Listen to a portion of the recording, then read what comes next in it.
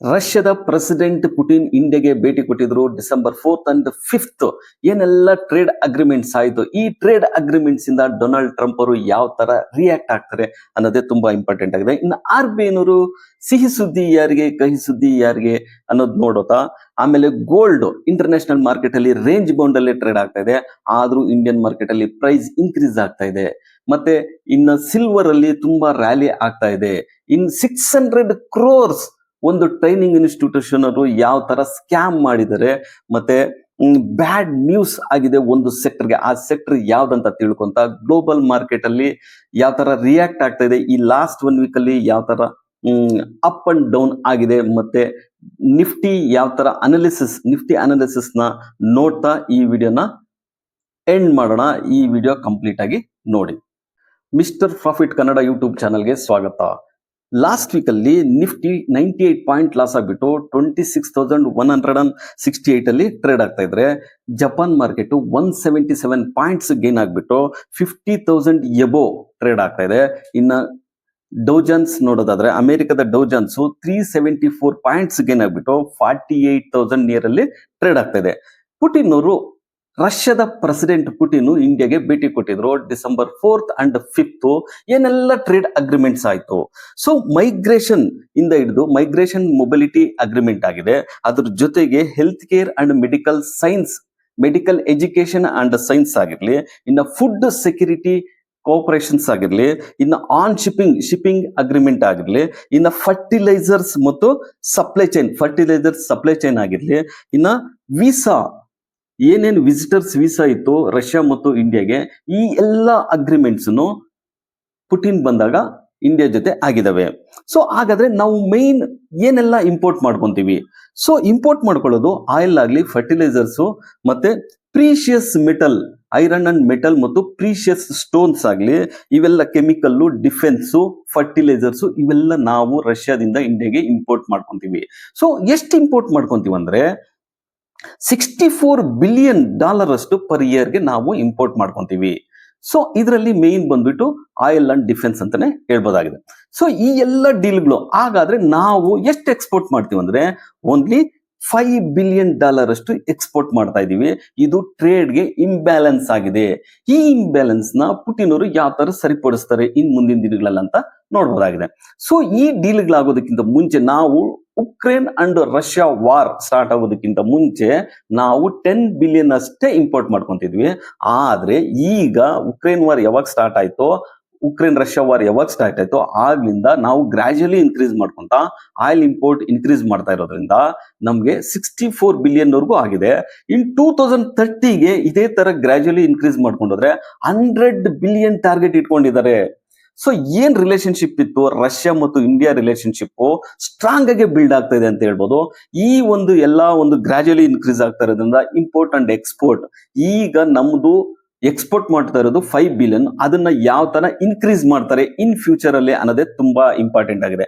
ಯಾಕಂದ್ರೆ ಒಂದು country export and import trade imbalance ಆದಾಗ ಟ್ರೇಡ್ ಡಿಫಿಶಿಯೇಟ್ ಆಗುತ್ತೆ. ಸೊ ಇದನ್ನ ಯಾವ ತರ ಸರಿಪಡಿಸ್ಕೊಂಡು ಪುಟಿನ್ ಅವರು ಯಾವ ತರ ನಮ್ಮ ಇಂಡಿಯನ್ ಎಕ್ಸ್ಪೋರ್ಟ್ ನ ಯಾವ ತರ ಎನ್ಕರೇಜ್ ಮಾಡ್ಕೊಂಡು ಅವ್ರು ಇಂಪೋರ್ಟ್ ಮಾಡ್ಕೊಳ್ತಾರೆ ಅನ್ನೋದನ್ನು ತುಂಬಾ ಇಂಪಾರ್ಟೆಂಟ್ ಆಗಿದೆ. ಸೊ ಯು ಎಸ್ ಈಗ ಇಲ್ಲೇನಾಗುತ್ತೆ, ಅಮೆರಿಕದ ಪ್ರೆಸಿಡೆಂಟ್ ಡೊನಾಲ್ಡ್ ಟ್ರಂಪ್ ಅವರು ಇದಕ್ಕೆ ಯಾವ ತರ ರಿಯಾಕ್ಟ್ ಮಾಡ್ತಾರೆ? ಸೊ ನಮ್ದು ಎಕ್ಸ್ಪೋರ್ಟ್ ಇರೋದು ಅತಿ ಹೆಚ್ಚು ಎಕ್ಸ್ಪೋರ್ಟ್ ಇರೋದು ಅಮೆರಿಕಾಗೆ. ಅದು ಎಷ್ಟಿದೆ ಅಂದ್ರೆ 18% ಅಷ್ಟು ನಾವು ಎಕ್ಸ್ಪೋರ್ಟ್ ಮಾಡ್ತೀವಿ. ನಮ್ ಓವರ್ ಆಲ್ ಇಂಡಿಯನ್ ಎಕ್ಸ್ಪೋರ್ಟ್ ಅಲ್ಲಿ 18% US ಒಂದಕ್ಕೆ ಎಕ್ಸ್ಪೋರ್ಟ್ ಮಾಡ್ತಾ ಇದೀವಿ. ಸೊ ಈ ಎಕ್ಸ್ಪೋರ್ಟ್ಗೆ ಯಾವ ತರ ಹೊಡೆತ ಆಗ್ಬೋದು ಇನ್ ಮುಂದಿನ ದಿನಗಳಲ್ಲಿ? ಏನ್ ರಷ್ಯಾ ಮತ್ತು ಅಮೆರಿಕ ಬದ್ಧ ವೈರಿಗಳು, ಆ ಬದ್ಧ ವೈರಿಗಳಲ್ಲಿ ನಾವು ಈ ತರ ಟ್ರೇಡ್ ಅಗ್ರಿಮೆಂಟ್ಸ್ ಮಾಡ್ಕೊಂಡಾಗ ಅಮೆರಿಕ ಯಾವ ತರ ರಿಯಾಕ್ಟ್ ಮಾಡುತ್ತೆ ಅನ್ನೋದು ತುಂಬಾ ಇಂಪಾರ್ಟೆಂಟ್. ಅದಕ್ಕೆ ಪುಟಿನ್ ಅವರು ಒಂದು ಇಂಟರ್ವ್ಯೂ ಹೇಳ್ತಾರೆ ಇಂಡಿಯಾದಲ್ಲಿ. ಮೊನ್ನೆ ರೀಸೆಂಟ್ ಇಂಡಿಯಾದವರು ಎನರ್ಜಿಗೋಸ್ಕರ ಆಯಿಲ್ ಇಂಪೋರ್ಟ್ ಮಾಡ್ಕೊಂಡ್ರೆ ತಪ್ಪಾಗುತ್ತೆ, ಅದೇ ಅಮೆರಿಕ ಯುರೇನಿಯಂ ಏನಾದ್ರೂ ಎಕ್ಸ್ಪೋರ್ಟ್ ಮಾಡ್ಕೊಂಡ್ರೆ ಅಮೆರಿಕಾಗೆ ಅದು ತಪ್ಪಾಗಲ್ವಾ ಅಂತ ಒಂದು ಕ್ವಶನ್ ಡೈರೆಕ್ಟ್ ಆಗಿ ಡೊನಾಲ್ಡ್ ಟ್ರಂಪ್ ಅವ್ರಿಗೆ ಕೇಳಿದಾರೆ ಅಂತಾನೆ ಹೇಳ್ಬೋದಾಗಿದೆ. ಸೊ ಹಾಗಾದ್ರೆ ನಾವು ಓವರ್ ಆಲ್ ಆಗಿ ಎಷ್ಟು ಎಕ್ಸ್ಪೋರ್ಟ್ ಅಂಡ್ ಇಂಪೋರ್ಟ್ ಮಾಡ್ಕೊಂತೀವಿ ಇಂಡಿಯಾದಲ್ಲಿ ಅಂದ್ರೆ $890 ಬಿಲಿಯನ್ ಅಷ್ಟು ನಾವು ಎಕ್ಸ್ಪೋರ್ಟ್ ಮಾಡಿದ್ರೆ ಆಲ್ ಓವರ್ ವರ್ಲ್ಡ್ ಗೆ ನಾವು ಇಂಪೋರ್ಟ್ ಮಾಡ್ಕೊಳ್ಳೋದು $915 ಡಾಲರ್ ಅಷ್ಟು, ಅಂದ್ರೆ ಅಪ್ರಾಕ್ಸಿಮೇಟ್ಲಿ ನಮ್ಗೆ $95 ಬಿಲಿಯನ್ ಅಷ್ಟು ಟ್ರೇಡ್ ಡಿಫಿಷಿಯೇಟ್ ಆಗ್ತಾ ಇದೆ ಅಂತಾನೆ ಹೇಳ್ಬೋದಾಗಿದೆ. ಸೊ ಪ್ರತಿ ಟೈಮು ಡೊನಾಲ್ಡ್ ಟ್ರಂಪ್ ಅವರು ಹೇಳ್ತಾ ಇದ್ದಿದ್ದ, ಅಮೆರಿಕದ ಪ್ರೆಸಿಡೆಂಟ್ ಡೊನಾಲ್ಡ್ ಟ್ರಂಪ್ ಅವರು ಹೇಳ್ತಾ ಇದ್ದಿದ್ದೇನು, ಗ್ರಾಜುಯಲಿ ಆಯಿಲ್ ಇಂಪೋರ್ಟ್ ಮಾಡ್ಕೊಳ್ಳೋದು ರಷ್ಯಾದಿಂದ ಕಡಿಮೆ ಮಾಡ್ಕೊಂಡ್ವಿ, ಅದೇ ತರ ಗ್ರಾಜುಯಲಿ ಡಿಕ್ರೀಸ್ ಮಾಡಿದ್ವಿ. ಜೊತೆಗೆ US ಅಮೆರಿಕದ ಜೊತೆ ನಾವು ಆಯಿಲ್ ಇಂಪೋರ್ಟ್ ಮಾಡ್ಕೊಳ್ಳೋದು ಗ್ರಾಜುಯಲಿ ಇನ್ಕ್ರೀಸ್ ಮಾಡ್ತಾನೆ ಬಂದಿದೀವಿ. ಆದ್ರೂ ಸಹ ಅವರು ಟ್ಯಾರಿಫ್ ನ ಕಡಿಮೆ ಮಾಡೇ ಇಲ್ಲ. 25% plus penalty 25%, totally 50% penalty, total 50% ಏನಿತ್ತು ಟ್ಯಾರಿಫ್ ಅದು ಕಂಟಿನ್ಯೂಷನ್ ಆಗ್ತಾನೆ ಇದೆ. ಆದ್ರೆ ಅಮೆರಿಕದ ಪ್ರೆಸಿಡೆಂಟ್ ಏನ್ ಹೇಳ್ತಾರೆ, ಇಂಡಿಯಾ ನಮ್ಗೆ ತುಂಬಾ ಹತ್ರ ಇದೆ, ಇಂಡಿಯಾದ ಪ್ರೈಮ್ ಮಿನಿಸ್ಟರ್ ನಮ್ಗೆ ತುಂಬಾ ಆತ್ಮೀಯರು, ಗೆಳೆಯರು ಅಂತ ಎಲ್ಲ ಹೇಳ್ತಾನೆ ಬಂದಿದ್ದಾರೆ ಹೊರತು, ಆದ್ರೆ ಟ್ರೇಡ್ ಅಲ್ಲಿ ಬಂದಾಗ ಮಾತ್ರ ಯಾವುದೇ ತರವಾದ ಚೇಂಜಸ್ ಇಲ್ಲಿವರೆಗೂ ತಂದಿಲ್ಲ. ಆಲ್ ಓವರ್ ವರ್ಲ್ಡ್ ಗೆ ಇಂಡಿಯಾ ಮೇಲೆನೆ ಅಮೆರಿಕ ಹೆಚ್ಚಿಗೆ ಆಗ್ತಾ ಇರೋದು ಟ್ಯಾರಿಫ್ ಅಂತಾನೆ ಹೇಳ್ಬೋದಾಗಿದೆ. ಸೊ ಈಗ ಯಾವಾಗ ಟ್ಯಾರಿಫ್ ಕಡಿಮೆ ಮಾಡ್ತಾರೆ ಅನ್ನೋದೇ ತುಂಬಾ ಪ್ರಶ್ನಾರ್ಥಕವಾಗಿದೆ. ಸೊ ಯಾವಾಗ ಟ್ಯಾರಿಫ್ ಅಟ್ಲೀಸ್ಟ್ ಪೆನಾಲ್ಟಿ ಟ್ಯಾರಿಫ್ ಆದ್ರೂ ತೆಗಿಬೋದಾಗಿತ್ತು ಇಷ್ಟೊತ್ತಿಗೆ, ಆದ್ರೂ ತೆಗಿಲಿಲ್ಲ. ಸೊ ಇದನ್ನ ಮುಂದಿನ ದಿನಗಳಲ್ಲಿ ಯಾವ ತರ ಬೆಳವಣಿಗೆ ನಡ್ಕೊಂಡು ಹೋಗುತ್ತೆ, ಈ ಟ್ಯಾರಿಫ್ ಎಲ್ಲಿವರೆಗೂ ಹೇಳ್ಕೊಂಡು ಹೋಗುತ್ತೆ, ಬೈ ನವೆಂಬರ್ ಎಂಡ್ಗೆ ಇದು ಕ್ಲಿಯರ್ ಆಗುತ್ತೆ ಅಂತ ಹೇಳ್ತಿದ್ರು. ಆದ್ರೆ ನವೆಂಬರ್ ಮುಗಿದೋಯ್ತು, ಡಿಸೆಂಬರ್ ಬಂತು, ಈಗ ಡಿಸೆಂಬರ್ ಎಂಡ್ಗೆ ಅಂತ ಹೇಳ್ತಾ ಇದ್ದಾರೆ ಪಿಯೂಷ್ ಗೋಯಲ್ ಅವರು. ಸೊ ಎಲ್ಲಿವರೆಗೂ ಇದು ಟ್ಯಾರಿಫ್ ಹೇಳ್ಕೊಂಡು ಹೋಗುತ್ತೋ ಅಲ್ಲಿವರೆಗೂ ಒಂದು ಮಾರ್ಕೆಟ್ ಡೈರೆಕ್ಷನ್ ನೋಡೋದು ತುಂಬಾ ಕಷ್ಟ ಅಂತ ಹೇಳ್ತಾ ಇದೆ. ಇನ್ನು ಗೋಲ್ಡ್ ಬಗ್ಗೆ ಹೇಳೋದಾದ್ರೆ, ಗೋಲ್ಡ್ ರೇಂಜ್ ಬೌಂಡ್ ಅಲ್ಲಿ ಟ್ರೇಡ್ ಆಗ್ತಾ ಇದೆ. ಪ್ರೀವಿಯಸ್ ವಿಡಿಯೋಗಳಲ್ಲಿ ಎಷ್ಟೋ ವಿಡಿಯೋಗಳಲ್ಲಿ ಮಾತಾಡ್ಕೊಂತ ಬಂದಿದ್ವಿ, ಗೋಲ್ಡ್ಗೆ ಯಾವುದೇ ಒಂದು ಸೆಂಟ್ರಲ್ ಬ್ಯಾಂಕು ಡೇಟಾ ಬಂದಿಲ್ಲ. ಸೊ ಅದು ಇನ್ಕ್ರೀಸ್ ಆಗುತ್ತಾ ಇಲ್ಲ ಡಿಕ್ರೀಸ್ ಆಗುತ್ತಾ ಗೊತ್ತಿಲ್ಲ, ಅದು ರೇಂಜ್ ಬೌಂಡ್ ಅಲ್ಲೇ ಟ್ರೇಡ್ ಆಗ್ತಾ ಇದೆ. ಆದ್ರೂ ನೋಡಿ, ರೇಂಜ್ ಬೌಂಡ್ ಅಲ್ಲೇ ಟ್ರೇಡ್ ಆಗ್ತಾ ಇದ್ರು, ಇಂಡಿಯನ್ ಮಾರ್ಕೆಟ್ ಅಲ್ಲಿ ಮಾತ್ರ ಗೋಲ್ಡ್ ಬೆಲೆ ಜಾಸ್ತಿ ಆಗ್ತಾ ಇದೆ, ಇಂಟರ್ನ್ಯಾಷನಲ್ ಮಾರ್ಕೆಟ್ ಅಲ್ಲಿ ಮಾತ್ರ ರೇಂಜ್ ಬೌಂಡ್ ಆಗ್ತಾ ಇದೆ. ಇದಕ್ಕೆ ಮೇನ್ ರೀಸನ್ ಏನ್ ಗೊತ್ತಾ, ರುಪಿ ರೆಕಾರ್ಡ್ ಲೋ ಆಗ್ತಾ ಇರೋದು. ರುಪಿ ರೆಕಾರ್ಡ್ ಲೋ ಅಲ್ಲಿ ಟ್ರೇಡ್ ಆಗ್ತಾ ಇದೆ, ಅಂದ್ರೆ ರುಪಿ ಡಿಪ್ರಿಶಿಯೇಟ್ ಆಗ್ತಾ ಇರೋದು. ಅದರಿಂದ ಏನಾಗ್ತಾ ಇದೆ ಅಂದ್ರೆ ಇಂಡಿಯನ್ ಮಾರ್ಕೆಟ್ ಅಲ್ಲಿ ಗೋಲ್ಡ್ ಬೆಲೆ ಜಾಸ್ತಿ ಆಗ್ತಾನೆ ಹೋಗ್ತಾ ಇದೆ. ಈ ಚಾರ್ಟ್ ನೋಡಿದಾಗ ನೋಡಿ, ಲಾಸ್ಟ್ ಆಲ್ಮೋಸ್ಟ್ ಒಂದು ಬಿಗ್ ಡಿಪ್ ಆದ್ಮೇಲೆ ಇದು ರೇಂಜ್ ಬೌಂಡ್ ಅಲ್ಲೇ ಟ್ರೇಡ್ ಆಗ್ತಾ ಹೋಗ್ತಾ ಇದೆ. $4,000 ಇಂದ $4,200 ವರೆಗೂ ಇದೇ ರೇಂಜ್ ಬೌಂಡ್ ಅಲ್ಲೇ ಟ್ರೇಡ್ ಆಗ್ತಾ ಇದೆ ಹೊರತು, ಒಂದು ಅಪ್ ಆಗುತ್ತೆ ಮತ್ತೆ ವಾಪಸ್ ಬರುತ್ತೆ, ಒಂದು ಡೌನ್ ಆಗುತ್ತೆ ವಾಪಸ್ ಬರುತ್ತೆ, ಇದೇ ರೇಂಜ್ ಬೌಂಡ್ ಅಲ್ಲೇ ಟ್ರೇಡ್ ಆಗ್ತಾ ಹೋಗ್ತಾ ಇದೆ. ಇನ್ನು ಸಿಲ್ವರ್ ಬಗ್ಗೆ ಹೇಳೋದಾದ್ರೆ, ಸಿಲ್ವರ್ ಬಿಹೇವಿಯರ್ ಬೇರೆ ಆಗಿದೆ. ಸಿಲ್ವರು ಆಲ್ ಟೈಮ್ ಹೈ ಅಲ್ಲಿ ಟ್ರೇಡ್ ಆಗ್ತಾ ಇದೆ. ಸಿಲ್ವರು ಒಂದು ಅಪ್ ಆದ್ಮೇಲೆ ಏನ್ $56 ಇತ್ತು ಪರ್ ಅನ್ಸ್ಗೆ, ಅದು ಈಗ ಬ್ರೇಕ್ ಆಗ್ಬಿಟ್ಟು ಆಲ್ ಟೈಮ್ ಹೈ ಅಲ್ಲಿ ಟ್ರೇಡ್ ಆಗ್ತಾ ಇದೆ. ಸಿಲ್ವರು $59 ಪರ್ ಅನ್ಸ್ ಅಲ್ಲೇ ಟ್ರೇಡ್ ಆಗ್ತಾ ಇದೆ. ನೋಡಿ, ಪ್ರೀವಿಯಸ್ ವಿಡಿಯೋಗಳಲ್ಲಿ ಇಷ್ಟೆಲ್ಲ ಮಾತಾಡ್ಕೊಂತಿದೀವಿ ನಾವು. ಗೋಲ್ಡ್ ಬಿಹೇವಿಯರ್ ಬೇರೆ ಇರುತ್ತೆ, ಸಿಲ್ವರ್ ಬಿಹೇವಿಯರ್ ಬೇರೆ ಇರುತ್ತೆ. Gold based on central bank interest buying ಎಲ್ಲಿವರೆಗೂ ಇರುತ್ತೋ ಅಲ್ಲಿವರೆಗೂ ರ್ಯಾಲಿ ಆಗ್ತಾ ಇರುತ್ತೆ, ಇಲ್ಲಾಂದ್ರೆ ಅದು ಸ್ಟೇ ಆಗ್ತಾನೆ ಇರುತ್ತೆ ಅಂತ ಮಾತಾಡ್ತಿದ್ವಿ. ಇಟ್ಸ್ ಸೇಮ್ ವೇ ಸ್ಟೇ ಆಗ್ತಾ ಇದೆ. ಆದ್ರೆ ಸಿಲ್ವರ್ ಅಲ್ಲಿ ಆತರ ಇಲ್ಲ. ಇಂಡಸ್ಟ್ರಿಯಲ್ ಡಿಮ್ಯಾಂಡ್ ಎಲ್ಲಿವರೆಗೂ ಇನ್ಕ್ರೀಸ್ ಆಗ್ತಾ ಇರುತ್ತೋ ಅಲ್ಲಿವರೆಗೂ ಡಿಮ್ಯಾಂಡ್ ಇದು ರ್ಯಾಲಿ ಆಗ್ತಾನೆ ಇರುತ್ತೆ.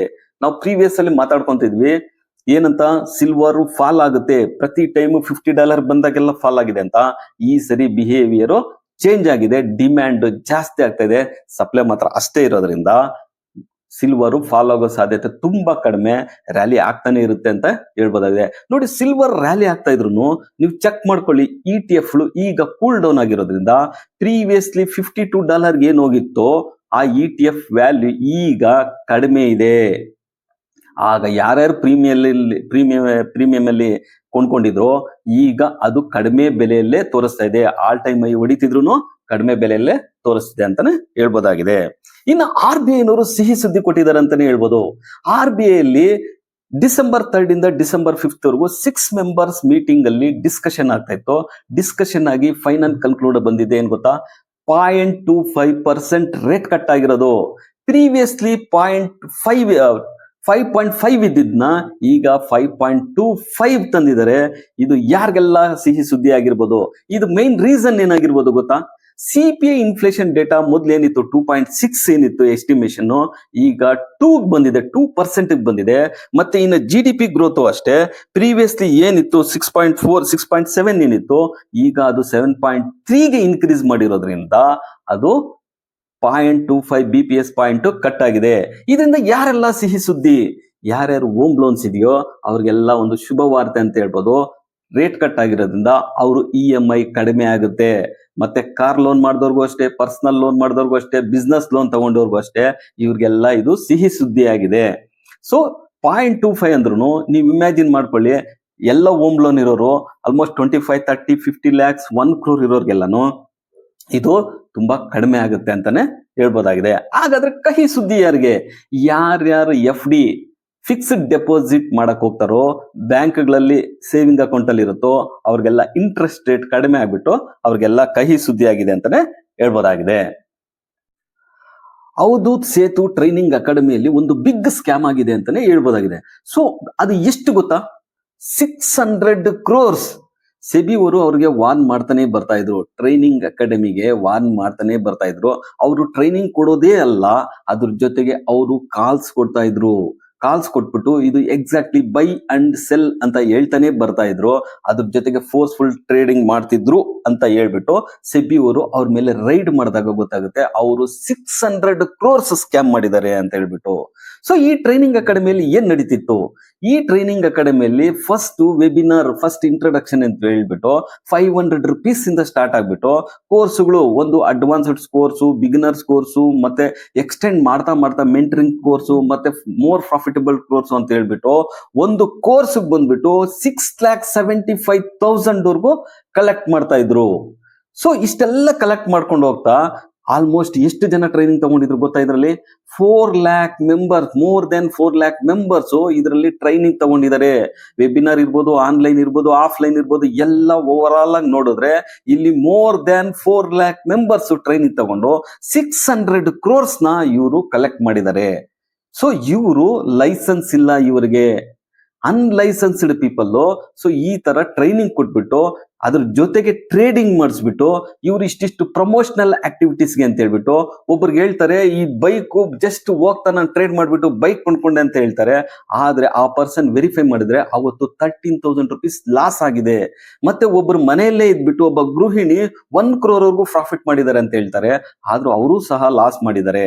ಸೊ ಇದೇ ತರನೇ ಹೇಳ್ತಾ ಹೇಳ್ತಾ ಹೇಳ್ತಾ ಅವರು ಪ್ರಮೋಷನಲ್ ಆಗಿ ಬರೀ ಪ್ರಾಫಿಟ್ನೇ ತೋರಿಸ್ತಾ ಹೋಗಿದ್ದಾರೆ. ಅವೆಲ್ಲ ಪ್ರಾಫಿಟ್ ಮಾಡಿರಲ್ಲ, ಆದ್ರೂ ಅವರು ಮ್ಯಾನಿಪುಲೇಟ್ ಮಾಡಿ ತೋರಿಸಿದ್ದಾರೆ ಅಂತ ಹೇಳ್ಬಿಟ್ಟು ಸೆಬಿ ಅವರು ಅವ್ರ ಮೇಲೆ ರೈಡ್ ಮಾಡಿದ್ದಾರೆ. ಮೋರ್ ದೆನ್ 450 crores ನ ಅವರು ರೈಡ್ ಮಾಡಿ ಬ್ಲಾಕ್ ಮಾಡಿದ್ದಾರೆ. ಮತ್ತೆ ಆ ಟ್ರೈನಿಂಗ್ ಇನ್ಸ್ಟಿಟ್ಯೂಷನ್ ಅನ್ನು ಬ್ಯಾನ್ ಮಾಡಿದ್ದಾರೆ. ಸೊ ಇಷ್ಟೇ ಆಯ್ತಾ? ಇಲ್ಲ, ಅವರಲ್ಲಿ ಆಕ್ಯುರಸಿ ಕೊಟ್ಟಿದಾರಾ ಅಂತ ಕೇಳಿದ್ರೆ ಇಲ್ಲ, ಅವ್ರದೇ ಒಂದು ಪರ್ಸನಲ್ ಅಕೌಂಟ್, ಆ ಟ್ರೈನಿಂಗ್ ಅಕಾಡೆಮಿದೇ ಪರ್ಸನಲ್ ಅಕೌಂಟ್ ಅಲ್ಲಿ ಚೆಕ್ ಮಾಡಿದ್ರೆ 6 crores ವರ್ಗೂ ಲಾಸ್ ಆಗಿದೆ. ಆದ್ರೆ ಅವರು ಕಲೆಕ್ಟ್ ಮಾಡಿರೋ ಟ್ರೈನಿಂಗ್ ಅಲ್ಲಿ 600 crores ನೋಡಿ ಎಲ್ಲಿವರೆಗೂ ಕಲೆಕ್ಟ್ ಮಾಡಿದ್ದಾರೆ. ಅವ್ರ ಆಕ್ಯುರಸಿನೂ ಚೆಕ್ ಮಾಡಿದ್ರು. 65% ಆಫ್ ಪೀಪಲ್ ಅಂದ್ರೆ ಟ್ರೈನಿಂಗ್ ತಗೊಂಡಿರೋರೆ ಲಾಸ್ ಮಾಡ್ಕೊಂಡು ಅದನ್ನ ಕಂಪ್ಲೇಂಟ್ ಮಾಡಿದ್ದಾರೆ. 2 crores 3 crores ಈ ತರ ಲಾಸ್ ಮಾಡ್ಕೊಂಡಿರೋ ತುಂಬಾ ಜನ ಇದ್ದಾರೆ. ಸೊ ಇದರಿಂದನೇ ಹೇಳೋದು, ಒಂದು ಟ್ರೈನಿಂಗ್ಗಳಿಗೆ ಇನ್ವೆಸ್ಟ್ ಮಾಡೋದಕ್ಕಿಂತ ಮುಂಚೆ ಪ್ರಮೋಷನಲ್ ಯಾವ್ಯಾವ ಬರ್ತಾವೋ ನೀವು ಅನಾಲಿಸಿಸ್ ಮಾಡಿ ನೀವು ಟ್ರೈನಿಂಗ್ ತಗೋಬೇಕೇ ಹೊರತು ಯಾವುದೇ ಒಂದು ಪ್ರಮೋಷನಲ್ ಇದಕ್ಕೆ ಓವರ್ ನೈಟ್ ಅಲ್ಲಿ ಯಾರು ಶ್ರೀಮಂತರಾಗಲ್ಲ. ಅದರಿಂದನೇ ಹೇಳೋದು, ನಾವು ಗ್ರಾಜುಯಲಿ ಇನ್ವೆಸ್ಟ್ ಮಾಡ್ತಾ ಹೋಗ್ತಾ ಇರ್ಬೇಕು. ಆ ಇನ್ವೆಸ್ಟ್ಮೆಂಟ್ ಮೇಲೆ ನಮ್ಗೆ ರಿಟರ್ನ್ ಬರುತ್ತೆ ಹೊರತು ಯಾವುದೇ ಒಂದು ಓವರ್ ನೈಟ್ ಅಲ್ಲಿ ದುಡ್ಡು ಮಾಡ್ಕೊಡ್ತೀವಿ ಅಂದ್ರೆ ಅದನ್ನ ನಂಬೇಡಿ. ನಮ್ದೆ ನೀವು ಕಲಿಯೋದಕ್ಕೆ ಇಂಟ್ರೆಸ್ಟ್ ತೋರಿಸ್ತೀವಿ ಹೊರತು ಯಾವುದೇ ಒಂದು ಪ್ರಮೋಷನಲ್ ಆಕ್ಟಿವಿಟಿಯಿಂದ ಕಾಲ್ಸ್ ಕೊಡ್ತಾರೆ, ನಾವು ದುಡ್ಡು ಮಾಡ್ತೀವಿ, ಇವೆಲ್ಲ ತಪ್ಪು ದಾರಿಯಲ್ಲಿ ದುಡ್ಡು ಮಾಡೋದಕ್ಕೆ ಲಾಂಗ್ ಟರ್ಮ್ ಅಲ್ಲಿ ಆಗಲ್ಲ ಅಂತಾನೆ ಹೇಳ್ಬೋದಾಗಿದೆ. ಇನ್ನ ಬ್ಯಾಡ್ ನ್ಯೂಸ್ ಏನಾಗಿದೆ? ಒಂದು ಸೆಕ್ಟರ್ಗೆ ಬ್ಯಾಡ್ ನ್ಯೂಸ್ ಅಂತ ಬಂದಿದೆ. ಏನಂದ್ರೆ ಎನರ್ಜಿ ರಿನ್ಯೂವಬಲ್ ಸೆಕ್ಟರ್ಸ್ ಏನಿದೆಯೋ ಅವ್ರಿಗೆ NBFC ಅವರು ಫಂಡ್ ಮಾಡೋದು ಪಾಸ್ ಮಾಡಿದ್ದಾರೆ ಅಂತ ಒಂದು ನ್ಯೂಸ್ ಬಂತು. ಯಾಕೆ ಗೊತ್ತಾ? ಏನು ರಿನ್ಯೂವಬಲ್ ಎನರ್ಜಿ ಬೇಕಿತ್ತು ನಮ್ಮ ಇಂಡಿಯಾಗೆ ಅದಕ್ಕಿಂತ ಹೆಚ್ಚಿಗೆ ಪ್ರೊಡ್ಯೂಸ್ ಮಾಡ್ತಾ ಇದ್ದಾರೆ. ಅದ್ರ ಜೊತೆಗೆ ನಾವು ಸ್ಟೋರೇಜ್ ಕೆಪಾಸಿಟಿ ಏನಿದೆಯೋ ಅದಕ್ಕಿಂತ ಹೆಚ್ಚಿಗೆ ಮಾಡ್ತಾ ಇರೋದ್ರಿಂದ ಹೊಸ ಪ್ರಾಜೆಕ್ಟ್ಗೆ ಫ್ರೀಸ್ ಮಾಡಿದ್ದಾರೆ ಫಂಡಿಂಗ್ ಮಾಡೋದು. ಮಿನಿಸ್ಟ್ರಿ ಆಫ್ ರಿನ್ಯೂವಬಲ್ ಎನರ್ಜಿ ಏನಿದೆಯೋ ಅವರು ಡೈರೆಕ್ಟ್ ಮಾಡಿದ್ದಾರೆ NBFCಸ್ಗೆ, ನೀವು ಹೊಸ ಪ್ರಾಜೆಕ್ಟ್ಗೆ ಫಂಡ್ ಮಾಡಬೇಡಿ, ಫ್ರೀಸ್ ಮಾಡಿ ಅಂತ ಹೇಳ್ತಿದ್ದಾರೆ. ಇನ್ನು ನ್ಯೂ ಎಕ್ಸ್ಟೆನ್ಷನ್ ಏನಿದೆಯೋ ಅದಕ್ಕೆಲ್ಲ ಫಂಡಿಂಗ್ ನ ತಡೆದಿದ್ದಾರೆ. ಅದರಿಂದನೇ ಒಂದು ಈ ರಿನ್ಯೂವಬಲ್ ಸೆಕ್ಟರ್ಸ್ ಎಲ್ಲ, ರಿನ್ಯೂವಬಲ್ ಎನರ್ಜಿ ಸ್ಟಾಕ್ಸ್ ಎಲ್ಲ ಫ್ರೈಡೆ ತುಂಬಾ ಫ್ರೀ ಫಾಲ್ ಕೊಲ್ಯಾಪ್ಸ್ ಆಗಿದೆ ಅಂತಾನೆ ಹೇಳ್ಬೋದಾಗಿದೆ. ಸೊ ಇದೆಲ್ಲ ಏನಾಗ್ತಾ ಇದೆ?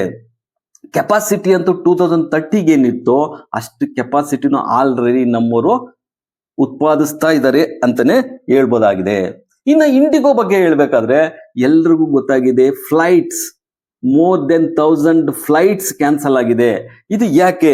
ಮಿನಿಸ್ಟ್ರಿ ಆಫ್ ಏವಿಯೇಷನ್ಸ್ ಏನಿದ್ರು, DGCA ಅವ್ರು ಏನಿದ್ರು, ಅವ್ರು ಏನು ಹೊಸ ರೂಲ್ಸ್ ತಂದಿದ್ರು ಪೈಲಟ್ ಬಗ್ಗೆ, ಅಂದ್ರೆ ವರ್ಕಿಂಗ್ ಅವರ್ಸ್ ಏನಿತ್ತು ಅದು ಕಡಿಮೆ ಮಾಡಬೇಕು ಅಂತ ಏನ್ ತಂದಿದ್ರು, ಅವ್ರ ಮೇಲೆ ಪ್ರೆಷರ್ ಆಗ್ಬಾರ್ದು ಅಂತ ಏನ್ ತಂದಿದ್ರು, ಅದರಿಂದ ಸಾವಿರಾರು ಫ್ಲೈಟ್ಸ್ ಕ್ಯಾನ್ಸಲ್ ಆಗೋಗ್ಬಿಡ್ತು. ಈ ಕ್ಯಾನ್ಸಲ್ ಆಗಿರೋದ್ರಿಂದನೇ ಒಂದು ಪೇರ್ಸ್ ಏನ್ ಮಾಡಿದ್ರು ಗೊತ್ತಾ, ಈ ಏರ್ಪೋರ್ಟ್ ಅಲ್ಲಿ ಅಲ್ಲೇ ಆನ್ಲೈನ್ ರಿಸೆಪ್ಷನ್ ಮಾಡ್ಕೊಂಡ್ಬಿಟ್ರು. ಎಷ್ಟೋ ಜನ ಪರದಾಡ್ತಿದ್ದಾರೆ ಟ್ರಾವೆಲ್ ಮಾಡೋದಕ್ಕೆ. ಅದನ್ನೇ ಅಡ್ವಾಂಟೇಜ್ ಆಗಿ ತಗೊಂಡ್ರು. ಬೇರೆ ಕಂಪ್ನಿಗಳೆಲ್ಲ ಫ್ಲೈಟ್ ಚಾರ್ಜಸ್ ಸಡನ್ ಆಗಿ ಇನ್ಕ್ರೀಸ್ ಮಾಡ್ಬಿಟ್ರು. ಸೊ ಡೆಲ್ಲಿಯಿಂದ ಮುಂಬೈ ಆಗ್ಲಿ, ಮುಂಬೈಯಿಂದ ಡೆಲ್ಲಿ ಆಗ್ಲಿ, ಇಲ್ಲ ಬೇರೆ ಕಡೆ ಹೋಗೋದ ಪ್ರತಿಯೊಂದನ್ನು ಫೇರ್ಸ್ ನ ತುಂಬಾ ಇನ್ಕ್ರೀಸ್ ಮಾಡ್ಬಿಟ್ಟು ತುಂಬಾ ಬೆಲೆಗೆ ಅವರು ಪ್ರಾಫಿಟ್ ಮಾಡ್ಕೊಂಡಿದ್ದಾರೆ ಅಂತ ಹೇಳ್ಬೋದು. ಸೊ ಇದೆಲ್ಲ ಏನ್ ತೋರಿಸುತ್ತೆ? ಸೊ ಯಾವುದೇ ಒಂದು ರೂಲ್ಸ್ ತರಬೇಕಾದ್ರೆ ಅದನ್ನ ಬ್ಯಾಕ್ ಎಂಡ್ ಅಲ್ಲಿ ಪ್ರಿಪರೇಷನ್ ಮಾಡಿ ರೂಲ್ಸ್ ತರಬೇಕು. ಇಲ್ಲ ಅಂದ್ರೆ ಈ ತರ ಪದ್ಧತಿ ಆಗುತ್ತೆ, ಎಲ್ಲಾ ಒಂದು ಕಸ್ಟಮರ್ಸ್ಗೂ ಪರದಾಡಂಗ್ ಆಗೋಗ್ಬಿಡುತ್ತೆ ಅಂತಾನೆ ಹೇಳ್ಬೋದಾಗಿದೆ. ಇನ್ನು ಒಂದು ಟ್ರೇಡಿಂಗ್ ಟರ್ಮಿನಲ್ ಕೆಲವು ಹೊತ್ತಿನ ಕಾಲ ಹೋಗ್ಬಿಟ್ಟಿತ್ತು. ಇನ್ನು ಗುರುವಾರ ಮತ್ತು ಶುಕ್ರವಾರ trading terminal, online trading terminal sudden ಆಗಿ ನಿಂತೋಗಿತ್ತು. ಅದಕ್ಕೆ ಮೇನ್ ರೀಸನ್ ಬಂದ್ಬಿಟ್ಟು ಕ್ಲೌಡ್ ಫೇರ್ ಗ್ಲೋಬಲ್ ಇಶ್ಯೂ ಆಗಿರೋದ್ರಿಂದ ಟ್ರೇಡಿಂಗು ಸಡನ್ ಆಗಿ ನಿಂತೋಯ್ತು ಸ್ವಲ್ಪ ಹೊತ್ತು. ಅದು ನೀವೇನಾದ್ರೂ ಗಮನಿಸಿರ್ಬೋದು, ನಾನಂತೂ ಗಮನಿಸಿದ್ರೆ, ನೀವು ಗಮನಿಸಿರ್ಬೋದೋ ಇಲ್ಲೋ ಗೊತ್ತಿಲ್ಲ. ಸೊ ಅದು ಟ್ರೇಡಿಂಗ್ ಟರ್ಮಿನಲ್ ಡೌನ್ ಆಗ್ಬಿಟ್ಟು ಮತ್ತೆ ಅದು ಅಪ್ ಆಯ್ತು. ಆದ್ರೆ ಎಷ್ಟೋ ಟ್ರೇಡಿಂಗ್ ಪ್ಲಾಟ್ಫಾರ್ಮ್ಸ್ ಒಂದು ಫ್ರಾಕ್ಷನ್ ಆಫ್ ಸೆಕೆಂಡ್ಸ್ ಸ್ವಲ್ಪ ಹೊತ್ತು ನಿಂತಿತ್ತು. ಸೊ ಇದಕ್ಕೆ ಮೇನ್ ರೀಸನ್ ಬಂದ್ಬಿಟ್ಟು ನಾವ್ ಹೇಳ್ದಂಗೆ ಕ್ಲೌಡ್ ಫ್ಲೈಟ್ಸ್ ಏನಿತ್ತು ಆ ಕಂಪನಿ ನೆಟ್ವರ್ಕ್ ಇಶ್ಯೂ ಅಂತ ಹೇಳಿದ್ದಾರೆ. ಇನ್ನು ಗ್ಲೋಬಲ್ ಮಾರ್ಕೆಟ್ ನೋಡೋದಾದ್ರೆ US ಮಾರ್ಕೆಟ್ ಚೆನ್ನಾಗಿ ಪರ್ಫಾರ್ಮ್ ಮಾಡ್ತಾ ಇದೆ. ಒಂದು ಮಿಕ್ಸ್ಡ್ ರಿಯಾಕ್ಷನ್ ಅಂತ ತೋರಿಸಿ ಕ್ಲೋಸ್ ಆಗಿದೆ ಅಂತ ಹೇಳ್ಬೋದು. ಅದೇ ತರಹ ಜಪಾನ್ ಮಾರ್ಕೆಟ್ ಅಷ್ಟೇ ಒಂದು ಮಿಕ್ಸ್ಡ್ ರಿಯಾಕ್ಷನ್ ಅನ್ನೇ ತೋರಿಸಿದೆ ಓವರ್ ಆಲ್ ವೀಕ್ ಅಲ್ಲಿ ಚೆಕ್ ಮಾಡಿದ್ರೆ. ಆದ್ರೆ ಇಂಡಿಯನ್ ಮಾರ್ಕೆಟ್ ನಿಫ್ಟಿ ಹೇಳೋದಾದ್ರೆ, Nifty first 3 days Monday, Tuesday, Wednesday ಏನಿತ್ತು ಅದು ಫ್ರೀ ಫಾಲ್ ತರನೇ ಫಾಲ್ ಆಗಿತ್ತು. ಆದ್ರೆ ಲಾಸ್ಟ್ 2 days ಅಲ್ಲಿ ಒಳ್ಳೆ ರಿಕವರೆನ್ಸಿ ಕೊಟ್ಟಿದೆ ಅಂತಾನೆ ಹೇಳ್ಬೋದಾಗಿದೆ. ಸೊ ಲಾಸ್ಟ್ ರಿಕವರೆನ್ಸಿ ಏನು ಕೊಡ್ತು? ಯಾವಾಗ ಸಿಹಿ ಸುದ್ದಿ ಕೊಡ್ತೋ RBI ರೇಟ್ ಕಟ್ ಆಯ್ತು, ಆಗ ಒಳ್ಳೆ ಬೌನ್ಸ್ ಬ್ಯಾಕ್ ಆಯ್ತು. ಬ್ಯಾಂಕ್ ನಿಫ್ಟಿಗೆಲ್ಲ ಒಳ್ಳೆ ಗುಡ್ ನ್ಯೂಸ್ ಆಯ್ತು, IT ಕಂಪ್ನಿಗಳಿಗೂ ಗುಡ್ ನ್ಯೂಸ್ ಆಯ್ತು. ಆದ್ರಿಂದ ನಿಫ್ಟಿ ಬೌನ್ಸ್ ಬ್ಯಾಕ್ ಆಯ್ತು. ಸೊ ಬೌನ್ಸ್ ಬ್ಯಾಕ್ ಆಗಿ ಓವರ್ ಆಲ್ ಆಗಿ 98 ಪಾಯಿಂಟ್ ಲಾಸ್ ಅಲ್ಲೇ ಕ್ಲೋಸ್ ಆಗಿದೆ. ಸೊ ಓವರ್ ಆಲ್ ಆಗಿ ನಿಫ್ಟಿ ಟ್ರೇಡ್ ಆಗ್ತಾ ಇರೋದು ಈ ರೇಂಜ್ ಬೌಂಡ್ ಏನಾಗಿರುತ್ತೋ ಅದು ನೆಕ್ಸ್ಟ್ ಕಮಿಂಗ್ ಡೇಸ್ ಅಲ್ಲಿ ರೆಸಿಸ್ಟೆನ್ಸ್ ಬಂದ್ಬಿಟ್ಟು 26,325 ಫಸ್ಟ್ ರೆಸಿಸ್ಟೆನ್ಸ್ ಆಗಿದ್ರೆ, ಸೆಕೆಂಡ್ ರೆಸಿಸ್ಟೆನ್ಸ್ ಬಂದ್ಬಿಟ್ಟು 26,500 ಆಗಿದೆ. ಇನ್ನು ಸಪೋರ್ಟ್ ನೋಡೋದಾದ್ರೆ ನಿಫ್ಟಿ 25,900 ಫಸ್ಟ್ ಸಪೋರ್ಟ್ ಆಗಿದ್ರೆ 25,600 ಸೆಕೆಂಡ್ ಸಪೋರ್ಟ್ ಆಗಿದೆ. ಸೊ ನಿಫ್ಟಿ ಮೇನ್ ರ್ಯಾಲಿ ಆಗೋದಕ್ಕೆ ನಿಫ್ಟಿ ಗೇನರ್ಸ್ ಅಂದ್ರೆ ಲಿಫ್ಟ್ ಮಾಡಿದ ಯಾವ್ದು ಗೊತ್ತಾ? IT ಕಂಪ್ನಿ, ಬ್ಯಾಂಕಿಂಗ್ ಸೆಕ್ಟರ್ ಮತ್ತು ಆಟೋ ಸೆಕ್ಟರ್ ಆಗಿದಾವೆ. ನಿಫ್ಟಿ ಡ್ರಾಗ್ ಮಾಡೋದಕ್ಕೆ ಟ್ರೈ ಮಾಡಿರೋದಂದ್ರೆ ಡಿಫೆನ್ಸ್ ಮತ್ತು ಎನರ್ಜಿ ಸೆಕ್ಟರ್. ಆಲ್ರೆಡಿ ನಾವು ಮಾತಾಡ್ಕೊಂಡಂಗೆ ಎನರ್ಜಿ, ರಿನ್ಯೂವಬಲ್ ಎನರ್ಜಿ ಆಗಿರ್ಬೋದು, ಸೋಲಾರ್ ಎನರ್ಜಿ ಆಗಿರ್ಬೋದು, ಡ್ರಾಗ್ ಮಾಡೋದಕ್ಕೆ ಮೇನ್ ರೀಸನ್ ಬಂದ್ಬಿಟ್ಟು NBFCs ಫಂಡ್ ಮಾಡೋದು ಪಾಸ್ ಮಾಡ್ತಾ ಇರೋದಕ್ಕೆ, ಜೊತೆಗೆ ಸ್ಟೋರೇಜ್ ಕೆಪಾಸಿಟಿ ಕಂಪ್ಲೀಟ್ ಆಗಿರೋದಕ್ಕೆ. ಸೊ ಇವೆಲ್ಲ ರೀಸನ್ಸ್ ಇಂದ ನಿಫ್ಟಿಗೆ ಡ್ರಾಗ್ ಮಾಡಿದಾವೆ ಅಂತಾನೆ ಹೇಳ್ಬೋದಾಗಿದೆ. ಇನ್ನು ಫಾರಿನ್ ಇನ್ಸ್ಟಿಟ್ಯೂಷನ್ ಅವರು ಲಾಸ್ಟ್ 5 days ಅಲ್ಲಿ ಸೆಲ್ಲಿಂಗ್ ಮೂಡ್ ಅಲ್ಲೇ ಇದಾರೆ ಹೊರತು ಇನ್ನ ಬೈಯಿಂಗ್ ಮೂಡ್ಗೆ ಬಂದಿಲ್ಲ ಅಂತ ಹೇಳ್ಬೋದಾಗಿದೆ. ಇನ್ನು ರುಪಿ ಆಲ್ರೆಡಿ ಹೇಳಿದ್ವಿ ರೆಕಾರ್ಡ್ ಲೋ ಅಲ್ಲಿ ಟ್ರೇಡ್ ಆಗ್ತದೆ, 90+ ವರ್ಗೂ ಹೋಗಿ ಈಗ 89.95 ಅಲ್ಲಿ ಟ್ರೇಡ್ ಆಗ್ತಾ ಇದೆ ರುಪಿ. ಇನ್ನು ಕ್ರೂಡ್ ಆಯಿಲ್ ಹೇಳೋದಾದ್ರೆ ರೇಂಜ್ ಬೌಂಡ್ ಅಂತಾನೆ ಹೇಳ್ಬೋದು, $60 per barrel ಅಲ್ಲೇ ಟ್ರೇಡ್ ಆಗ್ತಾ ಇದೆ. ಇನ್ನು ಕಮಿಂಗ್ ವೀಕ್ ಅಂದ್ರೆ ಮುಂದಿನ ವಾರದಲ್ಲಿ ನಮ್ಗೆ ಮೇನ್ ಇರೋದು ಇವೆಂಟ್ ಅಂದ್ರೆ ಬಿಗ್ ಇವೆಂಟ್ ಅಂದ್ರೆ ಫೆಡರಲ್ ಬ್ಯಾಂಕ್ ಮಾನಿಟರಿ ಪಾಲಿಸಿ ಇದೆ. ಸೊ ಅದರಲ್ಲಿ ಜೇಮ್ಸ್ ಪೋಲರ್ ಯಾವ ತರ ಡಿಸಿಷನ್ ತಗೊಂತಾರೆ, ರೇಟ್ ಕಟ್ ಮಾಡ್ತಾರಾ ಇಲ್ವಾ ಅನ್ನೋದು ತುಂಬಾ ಇಂಪಾರ್ಟೆಂಟ್ ಆಗಿದೆ. 10th ನೈಟ್ ಬರೋದ್ರಿಂದ 11th ನಮ್ಮ ಮಾರ್ಕೆಟ್ಗೆ ಎಫೆಕ್ಟ್ ಆಗುತ್ತೆ ಅಂತಾನೆ ಹೇಳ್ಬೋದಾಗಿದೆ. ಇನ್ನ ಜೇಮ್ಸ್ ಪೋಲರ್ ಇನ್ನು ನೆಕ್ಸ್ಟ್ ಕಮಿಂಗ್ 3 months ಅಲ್ಲಿ ಅವರು ರಿಟೈರ್ಡ್ ಆಗಿ ಹೋಗ್ತಾ ಇದ್ದಾರೆ. ಇನ್ನು ಯಾರು ಬರ್ತಾರೆ, ಯಾರು ನೇಮಿಸ್ತಾರೆ ಡೊನಾಲ್ಡ್ ಟ್ರಂಪ್ ಅನ್ನೋದು ತುಂಬಾ ಇಂಪಾರ್ಟೆಂಟ್ ಆಗಿದೆ. ಸೊ ಕಮಿಂಗ್ ಡೇಸ್ ಇನ್ನು ನೆಕ್ಸ್ಟ್ ಇವೆಂಟ್ ಯಾವ್ದಿದೆ ಅಂದ್ರೆ ಬಿಗ್ಗೆಸ್ಟ್ ಇವೆಂಟ್ ಅಂದ್ರೆ ನಮ್ಮ ಬಜೆಟ್. ಸೊ ಫೆಬ್ರವರಿಲಿ ನಮ್ಮ ಬಜೆಟ್ ಇದೆ. ಈಗ ಮೇನ್ ರ್ಯಾಲಿ ತೋರಿಸುವಂತ ಸೆಕ್ಟರ್ಸ್ ಯಾವ ಗೊತ್ತಾ? ಇನ್ಫ್ರಾಸ್ಟ್ರಕ್ಚರ್ ಮತ್ತು ರೈಲ್ವೆ ಸ್ಟಾಕ್ಗೆ ನಾವು ತುಂಬಾ ಇಂಪಾರ್ಟೆಂಟ್ ಕೊಡಬೇಕಾಗುತ್ತೆ ಅಂತಾನೆ ಹೇಳ್ತಾ ಇದ್ದೀನಿ. ಮುಂದಿನ ದಿನಗಳಲ್ಲಿ ಬಜೆಟ್ಗೆ ರ್ಯಾಲಿ ಆಗುವಂತವು ಇನ್ಫ್ರಾಸ್ಟ್ರಕ್ಚರ್ ಮತ್ತು ರೈಲ್ವೆ ಕಂಪ್ನಿಗಳಂತ ಹೇಳ್ಬೋದಾಗಿದೆ. ಅದ್ರ ಜೊತೆಗೆ ಆಲ್ರೆಡಿ ರ್ಯಾಲಿ ಕೊಡ್ತಾ ಇರೋದಂದ್ರೆ ಬ್ಯಾಂಕಿಂಗ್ ಸೆಕ್ಟರ್ ಮತ್ತು IT ಸೆಕ್ಟರ್, ಆಟೋ ಸೆಕ್ಟರ್ ಇವೆಲ್ಲ ರ್ಯಾಲಿ ಕೊಡ್ತಾನೆ ಇದಾವೆ. ಸೊ ಮೇನ್ ನಮ್ಮ ಒಂದು ಇದರಲ್ಲಿ ಕನ್ಸಂಪ್ಷನ್ ಜಾಸ್ತಿ ಆಗ್ತಾ ಇರೋದ್ರಿಂದ, ಯಾಕಂದ್ರೆ GST ರೇಟ್ ಕಟ್ ಆಗಿ ಕನ್ಸಂಪ್ಷನ್ ಜಾಸ್ತಿ ಆಗ್ತಾ ಇರೋದ್ರಿಂದ ಬಜೆಟ್ ಅಲ್ಲಿ ಇನ್ನೂ ಏನಾದ್ರು ನ್ಯೂಸ್ ಕೊಡ್ಬೋದೇನೋ ಅನ್ನೋದ್ರಿಂದನೂ ಈಗ FMCGಗೂ ತುಂಬಾ ಕಾನ್ಸಂಟ್ರೇಷನ್ ಮಾಡಬಹುದಾಗಿದೆ. ಸೊ ಇಷ್ಟೆಲ್ಲ ಇನ್ಫಾರ್ಮೇಶನ್ ಕಲೆಕ್ಟ್ ಮಾಡಿ ನಮ್ಮ ಟೀಮ್ ನಿಮ್ ಮುಂದೆ ತಂದಿದ್ದಾರೆ. ಇದನ್ನ ವ್ಯಾಲ್ಯೂಬಲ್ ಅನ್ಸಿದ್ರೆ ಲೈಕ್ ಮಾಡಿ, ಮರಿದೆ ನಮ್ಮ ಚಾನಲ್ ಸಬ್ಸ್ಕ್ರೈಬ್ ಮಾಡಿ, ಶೇರ್ ಮಾಡಿ, ಕಮೆಂಟ್ ಮಾಡಿ.